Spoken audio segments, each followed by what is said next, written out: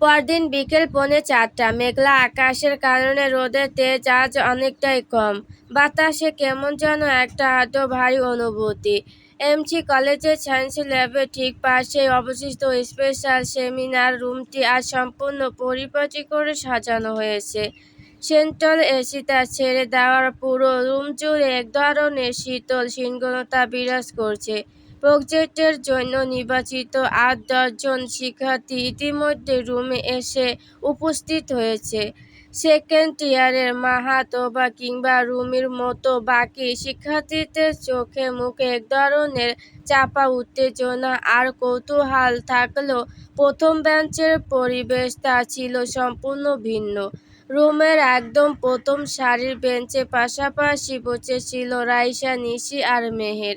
মেহেরের পরনে কলেজের চেনা সাদা সালোয়ার কামিজ, ওড়নাটা বরাবরের মতোই পরিপাটি করে পিন দিয়ে বুকের উপর আটকানো। গতকাল আব্বুর মুখে এই আন্তর্জাতিক প্রজেক্টের প্রশংসা শোনার পর থেকে মেহেরের মনটা বেশ হালকা ছিল। সে ভাবছিল ঢাকা থেকে কোনো বড় টেকনোলজি কোম্পানির ভালো কোনো স্যার হয়তো আসবেন। সে খাতার পাতায় নতুন একটা কলম দিয়ে হিজিবিজি আঁকাআঁকি করছিল আর বান্ধবীদের সাথে মৃদু স্বরে কথা বলছিল। তাদের ঠিক পেছনের বেঞ্চে বসেছিল রাজ। রাজ নিজের ফোনের স্ক্রিনে চোখ রেখে কি যেন দেখছিল, তবে তার মুখ অবয়ে এক ধরনের চাপা অস্বস্তি আর ভয় স্পষ্ট। সে বারবার ঘড়ির দিকে তাকাচ্ছিল আর কপালে বিন্দু বিন্দু ঘাম জমছিল। মেহের পেছনে ফিরে রাজের এই অস্থিরতা দেখে কিছুটা অবাক হয়ে বলল, "কি রে রাজ, তোর কি হয়েছে বলতো? মনে হচ্ছে তুই কোনো কঠিন পরীক্ষার রেজাল্টের জন্য অপেক্ষা করছিস। রিল্যাক্স কর। আব্বু তো বলেই দিয়েছেন প্রজেক্টের ডিরেক্টর নাকি অনেক ভালো মানুষ।"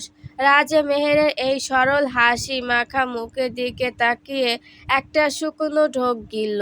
সে কিছু বলতে চাইল, কিন্তু তার মুখ দিয়ে কোনো শব্দ বের হলো না।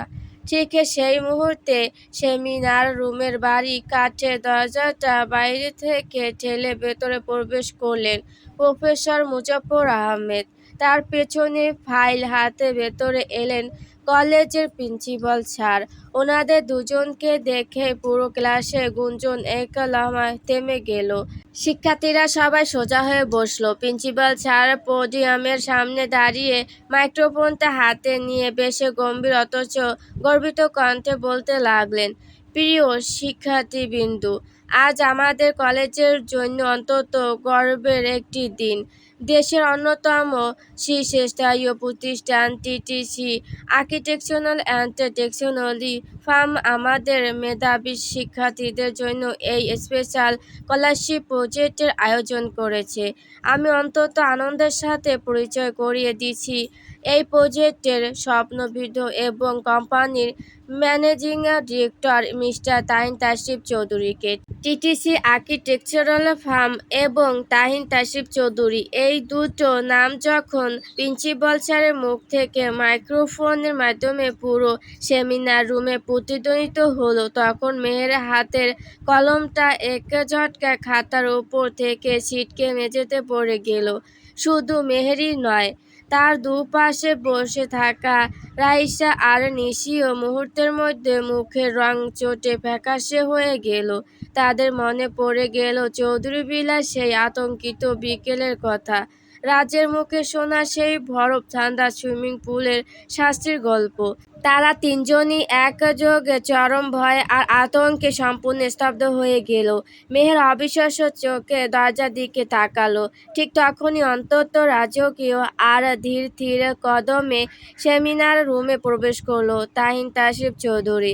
তার পরনে সাদা রঙের লিনেন শার্ট, হাতা দুটো কবজি থেকে নিখুঁত ভাঁজে কোণ পর্যন্ত গোটানো, আর চোখে সাদা গ্লাসের চশমা। ডান হাতে দামি ব্ল্যাক আইপ্যাড এবং পুরো অবাকে এক গম্ভীর আভিজাত্যের স্পর্শ। তার গা থেকে ভেসে আসে সেই চেনা তীব্র আর মাদকীয়তাময় অকৃত বুনো উডের পারফিউমের সুবাস, যা মুহূর্তের মধ্যে সেমিনার রুমের এসির বাতাসকে গ্রাস করে নিল। তাহিনের ঠিক পেছনেই ফরমাল স্যুট পরে বেশ গম্ভীর মুখে ফাইল হাতে প্রবেশ করলো আরশ। আরশকে দেখা মাত্রই রাইসা আর নিশি ভয়ে আরো বেশি গুটিসুটি মেরে বসলো।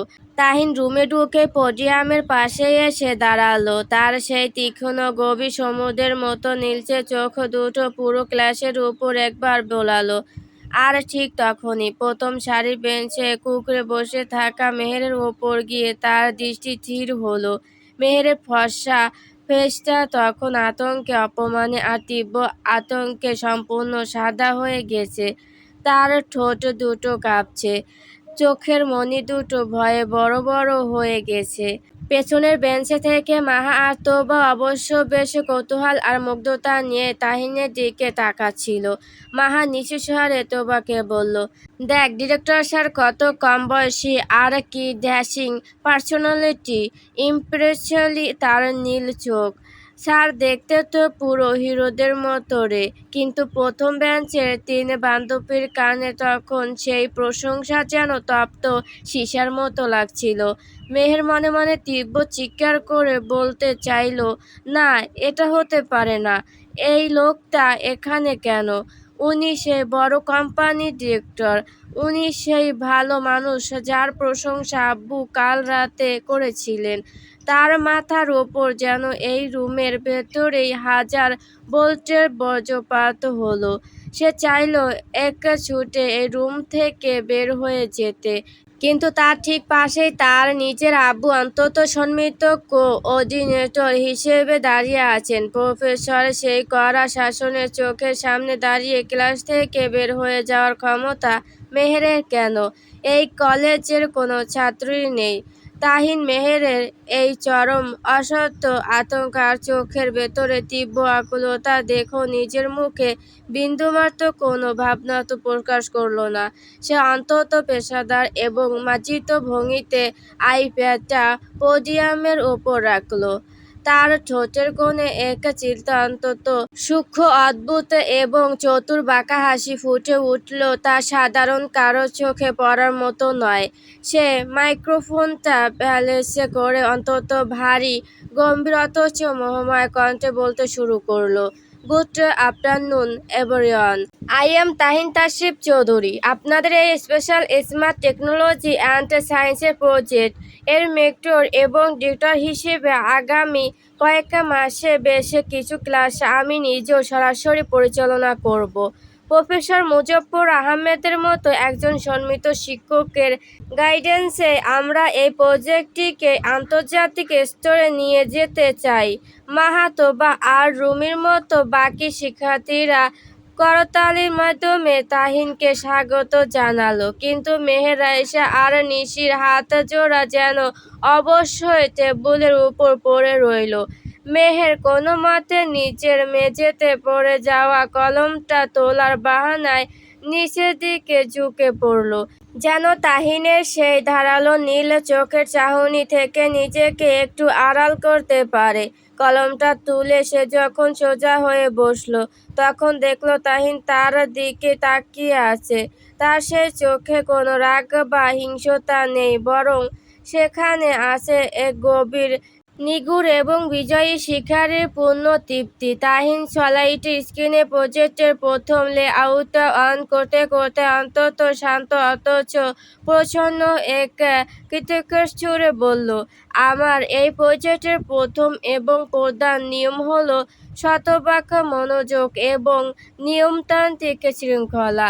এখানে কোনো ধরনের অবহেলা বা উদাসীনতা আমি বরখাস্ত করব না। আর যেহেতু আপনাদের একাডেমির রেকর্ড দেখে আমি নিজে প্রত্যেককে পার্সোনালি সিলেক্ট করেছি, তাই আমি আশা করব ক্লাসের প্রতিটা স্টুডেন্ট, বিশেষ করে যারা খুব বেশি চঞ্চল। তাহিন এই কথাটি বলার সময় সামান্য এক সেকেন্ডের জন্য থামল এবং মেহেরের চোখের ওপর নিজের দৃষ্টিটা আরও গভীর করে স্থাপন করল। তারা যেন নিজেদের সম্পূর্ণ মনোযোগ এই প্রজেক্টের মেকানিজমে ধরে রাখে। কাল থেকে আমাদের মূল প্রজেক্টের ল্যাব ওয়ার্ক শুরু হবে। মেহের নিজের চোখ দুটো বন্ধ করে নিল। তার মনে হলো সে এক জেলখানায় বন্দী হয়ে গেছে, যার চাবিটা এই জল্লাদটার হাতে। সে যে মানুষটা সীমানা থেকে 100 হাত দূরে থাকার কসম খেয়েছিল। নিয়তি তার আব্বুর হাত ধরেই তাকে ঠিক তারই পায়ের নিচে এনে দাঁড় করিয়ে দিয়েছে। সেমিনার রুমের ওরিয়েন্টেশন ক্লাসটা কখন এবং কিভাবে শেষ হলো তা মেহেরের অবশ্য মস্তিষ্কে ঠিকঠাক ধরা পড়ল না। তাহিন তাসিফ চৌধুরী প্রতিটি যান্ত্রিক আর গম্ভীর শব্দ যেন তার কানের পর্দায় এসে শেফ পাথরের মতো আঘাত করছিল। ক্লাস শেষ হতে প্রিন্সিপাল স্যার আর প্রফেসর মুজফ্ফর আহমেদ তাহিনের সাথে আরও কিছু জরুরি আলোচনার জন্য তার চেম্বারের দিকে এগিয়ে গেল। যাওয়ার সময় প্রফেসর মুজফ্ফর আহমেদ মেহেরের দিকে তাকিয়ে ইশারায় বাড়ি ফিরে যাওয়ার নির্দেশ দিলেন। শিক্ষার্থীরা একে একে কথা বলতে বলতে রুম থেকে বের হয়ে যাচ্ছিল। মাহা আর তোবা তখনও পিছনের বেঞ্চে দাঁড়িয়ে তাহিনের সেই তীক্ষ্ণ পার্সোনালিটি নিয়ে ফিসফিস করে আলোচনা করছিল। কিন্তু প্রথম বেঞ্চের 3 বান্ধবী যেন এতক্ষণে শ্বাস নেওয়ার সুযোগ পেল। নিশি চট করে মেহেরের হাতটা ধরল। মেহেরের হাতটা তখনও বরফের মতো ঠান্ডা। নিশি কাঁপা কাঁপা গলায় বলল, মেহু, এটা কি হলো রে? রাজের ওই সাইকো ভাই আমাদের কলেজে এসে প্রজেক্টের ডিরেক্টর হয়ে বসে আছে। আমি তো ওনাকে দেখে ভয়ে হাত তালি পর্যন্ত দিতে পারছিলাম না। এখন আমাদের কি হবে? রাইসাও নিজের ব্যাগটা বুকের কাছে শক্ত করে চেপে ধরে মেহেরের দিকে তাকালো। তার চোখে স্পষ্ট আতঙ্কের ছাপ। সে বেশ নিচু স্বরে বলল, মেহু, আমার তো মনে হচ্ছে এই লোকটা ইচ্ছে করে এই প্রজেক্ট চালু করেছে। রাজ তো কাল বলেছিল ওনার অনেক বড় আর্কিটেকচারাল ফার্ম আছে, কিন্তু হুট করে আমাদের কলেজে কেন আসবে সে, তাও আবার তোর আব্বুকে মেন কোঅর্ডিনেটর বানিয়ে? আমার খুব ভয় করছে রে। মেহের কোনো কথা বলতে পারছিল না। সে শেফ শক্ত কাঠের মূর্তির মতো বেঞ্চে বসে নিজের খাতা আর কলমটা ব্যাগের ভেতর ঢোকাচ্ছিল। তার হাত দুটো মৃত কাঁপছিল। গতকাল রাতে সে কত বড় বড় স্বপ্ন দেখছিল যে তাহিনের সেই ভয়ঙ্কর অধ্যায় থেকে সে দূরে চলে এসেছে। অথচ আজ বাস্তবতার ছোঁয়াটা এত তীব্রভাবে লাগবে তা সে কল্পনা করতে পারেনি। সেমিনার রুমের দরজা দিয়ে বের হওয়ার সময় সে দেখল আরশ করিডোরের দেয়ালে পিঠ ঠেকিয়ে দাঁড়িয়ে আছে। আরশ মেহেরদের বের হতে দেখে কোনো কথা বলল না। শুধু তার চোখে এক ধরনের গভীর আর জিজ্ঞাসু দৃষ্টি ছিল, যা ওদের ভয়কে আরো বাড়িয়ে দিল। 3 বান্ধবী হন্তদন্ত হয়ে সেমিনার রুম থেকে বের হয়ে সোজা কলেজের মেন গেটের দিকে হেঁটে গেল। রাজ এতক্ষণ ওদের পেছনে পেছনে আসছিল, কিন্তু তার সাহস হচ্ছিল না মেহেরের সামনে গিয়ে দাঁড়ানোর। গেটের কাছাকাছি আসতেই মেহের আচমকা থমকে দাঁড়িয়ে পেছনে ফিরল। তার চোখ দুটো ক্ষোভে আর তীব্র রাগে লাল হয়ে উঠেছে। সে রাজের সামনে গিয়ে দাঁড়িয়ে বেশ চাপা কিন্তু কঠোর গলায় বলল, তুই সব জানতিস না রাজ? তুই জানতিস তোর ওই বদমেজাজি ভাই আমাদের কলেজে প্রজেক্ট নিয়ে আসছে, তাও তুই কালকে আমাকে চকলেট দিয়ে ভুলিয়ে রাখলি? কেন করলি এটা আমাদের সাথে? রাজ দুহাত তুলে মেহেরকে শান্ত করার চেষ্টা করে বলল, আল্লাহর কসম মেহু, আমি বিন্দু মাত্র জানতাম না। তুই তো ভাইয়াকে চিনিস না। উনি ওনার বিজনেসের কোনো সিদ্ধান্ত আমাদের ফ্যামিলির কারোর সাথে শেয়ার করে না। উনি যে এই কলেজের সায়েন্স ডিপার্টমেন্টের লিস্ট নিয়ে প্রিন্সিপাল স্যারের সাথে ডিল করেছেন, তা আমি আজ দুপুরে ওনার অ্যাসিস্ট্যান্ট আরশ ভাইয়ের মুখে শুনে ফ্যামিলি গ্রুপে জানতে পেরেছি। আমি নিজেই তো ওনাকে দেখে ভয় শেষ। আমি তোকে কিভাবে আগে বলতাম? নিশি রাজের দিকে তাকিয়ে বলল, এখন আমরা কি করব রাজ? মেহুর আব্বু তো নিজে এই প্রজেক্টের হেড। মেহু যদি এখন না করে স্যার তো ওকে আস্ত রাখবে না, আর আমরা না করলেও স্যার আমাদের উপর রেগে যাবেন। রাজ একটা দীর্ঘ শ্বাস ফেলে মেহেরের দিকে তাকালো। তার নিজের ফেসটাও বেশ মলিন। সে বলল, ভাইয়া প্রজেক্টের ব্যাপারে ভীষণ কড়া মেহু। উনি যখন একবার তোর আব্বুর পারমিশন নিয়ে নিয়েছেন তখন এখান থেকে ব্যাক আউট করার কোনো রাস্তা নেই। তোরা শুধু একটা কাজ করিস, ক্লাসে একদম চুপচাপ থাকিস, ভাইয়ার দিকে ভুলো তাকাস না, আর ওনার কোনো কাজের মাঝখানে কথা বলিস না। উনি ওনার কাজ শেষ করে ঢাকা চলে গেলে তখন বাঁচা যাবে। তাছাড়া উনি তো আর প্রতিদিন ক্লাসে নিবেন না।